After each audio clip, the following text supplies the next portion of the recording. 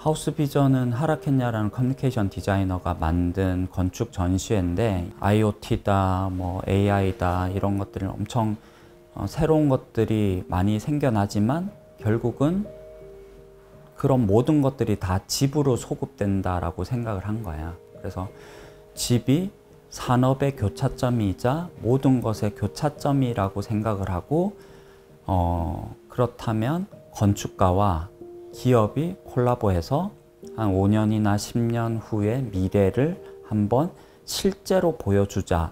도시에 대한 리서치들을 많이 했었어요. 그래서 서울에 대한 고민들을 하는데 하라켄야가 한 이야기가 되게 재밌었던 이야기인데 일본은 고령화가 가장 심각한 일본의 문제인 것 같다 라는 이야기를 했고 본인이 생각하는 한국의 가장 큰 문제는 서울 집중화라고 생각이 든다 라고 했었어요. 우연찮게 스폰 기업이 진천에 있는 회사다 보니 자연스럽게 농촌으로 넘어간 거죠. 농촌의 로컬의 생활 이런 것들에 대한 이야기를 주제를 풀면서 농에 대한 이야기를 했었는데 저는 그 주제를 같이 연구를 하면서 서울에는 시골이나 자연에 대한 로망이 있고 농촌에는 도시나 문화에 대한 로망이 있는 게 서로가 서로를 바라보고 있다라는 생각이 드는 거예요. 그래서 이걸 로망을 순환을 시켜보면 재밌겠다라는 게 하우스 비전의 시작점이었어요. 도시에서는 될 수 있으면 외부 공간에서 뭔가를 하고 싶은 욕망들이 되게 크고 동시에 시골에서 보면 될 수 있으면은 집에만 있으려고 해요. 왜냐하면 외부 활동을 많이 하다 보니까 집에만 있으려고 그러는데 부족한 부분이 결국은 문화적인 부분이 부족한 거죠. 문화적인 부분이 있으면서 어떤 자연과 가치 있는 부분의 교차점을 뭔가 디자인해 보면 좋겠다라는 생각에서 그거의 결과로 온실을 만들게 됐어요. 온실은 외부 공간 같기도 하고 내부 공간 같기도 한 느낌이 있죠. 그래서 요즘 미래의 집이라고 했을 때 미래의 집은 좀 더 유연한 집이라고 생각하거든요. 외부와 내부의 활동들이 유연한 부분도 그 유연함이라고 생각을 해요. 유리온실이라는 걸 통하면 좀 더 자기의 모습도 보여줄 수 있고 문화적인 활동들이 서로 교차되면서 밤이 밝혀지면 커뮤니케이션도 할 수 있을 것 같고 그런 것들이 온실에 대한 효과가 아닐까? 그래서 투명함이란 그러니까 건축가들이 많은 투명함에 대한 이야기를 하는데 제가 생각하는 투명함은 커뮤니케이션의 증대가 아닌가라는 생각이 듭니다. 그 유연함에서 도시에서도 지금 발코니라든지 뭐 옥상이라든지 이런 것들이 법적으로는 조금 문제가 있을 수 있지만 좀 가변적인 어닝을 친다든지 뭔가 평상을 만든다든지 아니면 텐트를 쳐서 옥상에서 한다든지 그런 로망들이 누구나 있는 것 같아요. 그리고 앞으로 주차가 지금 뭐 자율주행이 만약에 더 확대돼서 10%가 줄어드는 게 아니라 90%가 줄어들 수 있는 상황이 온다면 지금 서울 시내 주차장의 면적을 다 합치면 그 정도로 넓은 면적이 유휴 공간이 생긴다면 그것들을 어떤 식으로 채워나가야 될까? 거기에 가게라든지 온실이라든지 식물들이 키워지고 좀 더 걷고 싶거나 사람들의 커뮤니케이션의 용도로 그것들이 쓰여진다면 좀 더 미래가 풍성해지지 않을까? 그런 의미에서 우리가 법적인 방식들도 어떤 긍정적인 미래를 향해 달려가는 필요가 있지 않을까라는 생각이 듭니다.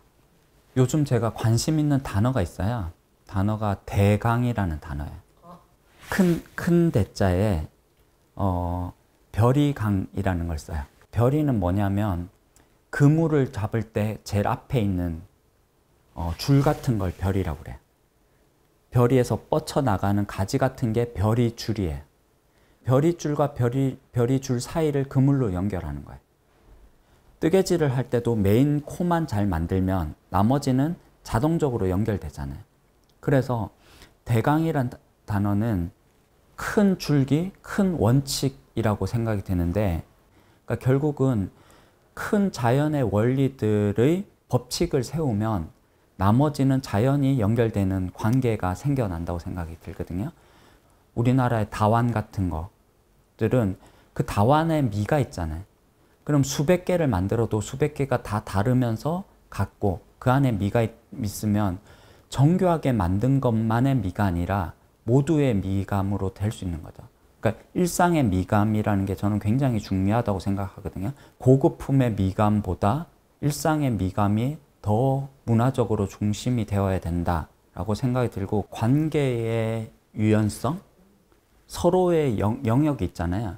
일일이 다 지적하는 게 아니라 그 사람의 영역을 충분히 발현시킬 수 있는 공간들을 두면 서로가 프라이드를 가질 수 있잖아요. 근데 건축가가 1부터 100까지 다 지시하면 그 사람은 그냥 작업자죠.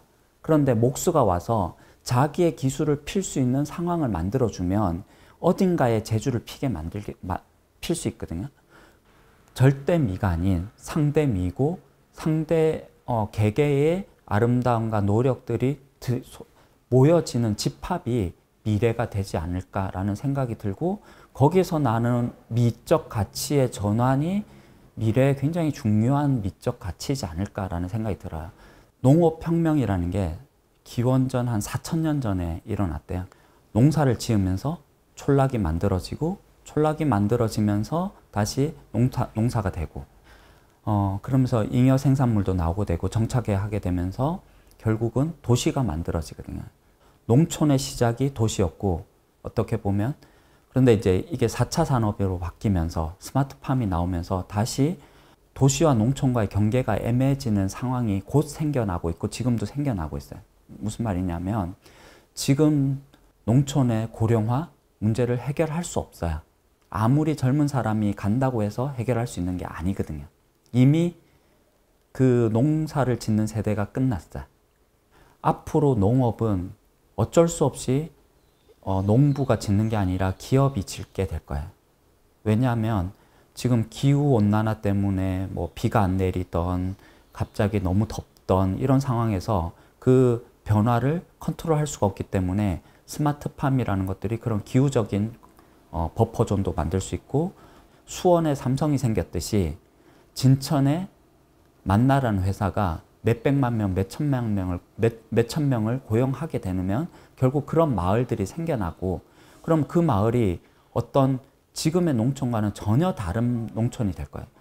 그러니까 그 상황에서 건축이 어떻게 될 건가 하냐, 결국은 산업이 발달해야 문화가 생겨날 거다. 거기에 뭐 카페를 만든다든지 서점을 만든다든지 그런 것들이 경제적으로 살만한 것들이 조금씩 생겨나고 있죠.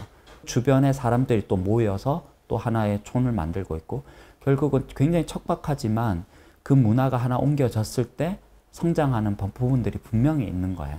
거기에 가게들도 차려질 거고, 그러면 이 지역에 여기 이런 재미있는 것들이 생겨나네 라는 순환들을 생각을 하고 이 작업을 하게 된 겁니다. 한국의 아파트 평면이랑 편의시설이랑 뭐 동선이랑 굉장히 훌륭한 부분들이 많죠. 그러니까 장점들, 살아보니 아파트가 편한 거죠. 살아보지 않은 것들은 이야기할 수가 없잖아요. 결국은 아파트로 갈 수밖에 없는 상황인 거죠. 그런데 이런 어떤 시도들이 조금씩 모여서 그런 경험들이 축적이 될 때 또 다른 대안들이 만들어질 수 있는데, 실제적으로 그런 삶들을 조금씩 경험해보고 사람들이 느껴볼 때 이것도 대안적인 삶이 살 수 있어 라는 사람들이 조금씩만 늘어나면 그거에 대한 구체적인 행동을 할 수 있는 용기가 생기거든요. 아파트는 저는 훌륭하다고 생각해요. 문제점의 하나는 단 하나라고 생각하는데 그게 다양성이라고 생각해요. 아파트는 손님을 초대하기에 적합하지 않은 평면이에요. 그러니까 손님을 초대하지 않기 때문에 그릇도 식기도 음식도 할 필요가 없어지는 거죠. 자기는 편하면 되니까 소파, 시스템 가구, 붙박이 가구, 주방 가구 말고는 어떤 산업도 필요하지 않은 음식 문화, 옷 문화도 똑같을 거예요. 집에서는 아무 체육복이나 입고 지내고, 밖에서는 꾸며지면 집에서 거주하는 시간들의 아름다움이 다 사라지게 되는 거죠. 그냥 살면 되는 거예요. 저는 아파트가 나쁜 게 아니라 아파트에 어떻게 다양함을 심을 수 있느냐라는 부분이 굉장히 중요한 것 같고요. 단지 아파트의 문제, 로컬의 문제, 도시의 문제가 아니라 자기들의 감수성과 로망, 다양성의 문제로 좀 더 소급해서 미래를 봐야 되지 않을까라는 생각이 들어요. 약자든 장애인이든 여성이든 모든 사람들이 여기서 서로 커뮤니케이션하고 같이 이야기할 수 있고 대등하게 어떤 관계를 맺을 수 있는 도시가 건강한 도시일 거고, 그게 인구가 많든 적든 간에 그런 도시를 만들기 위해서 노력하면 좋겠고, 그냥 하나의 부품이 아니라 자기의 가치가 발현되려면 서로 존중받고 다양성이 인정받는 그런 도시들, 그런 로망들이 쌓여서 그래도 조금 더 미래는 살만하구나 라는 모습이 그려졌으면 좋겠습니다. 건축가가 할 수 있는 역할은 사실 굉장히 미미해요. 더 큰 힘들은 사실은 모든 시민들이 모여서 만드는 힘이 더 크다고 생각이 들어요. 그런 다양한 목소리가 중요하다고 생각해요. 하나로 가는 것이 아니라 여러 사람들이 다양한 목소리를 내고 그 다양함을 실현하는 방식이 공간인 것 같아요.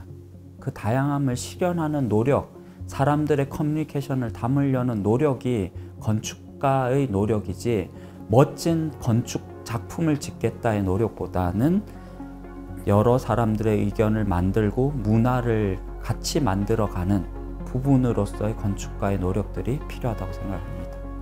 근데 대충 하면 안 돼요. 대강은 철저하게 해야 돼요.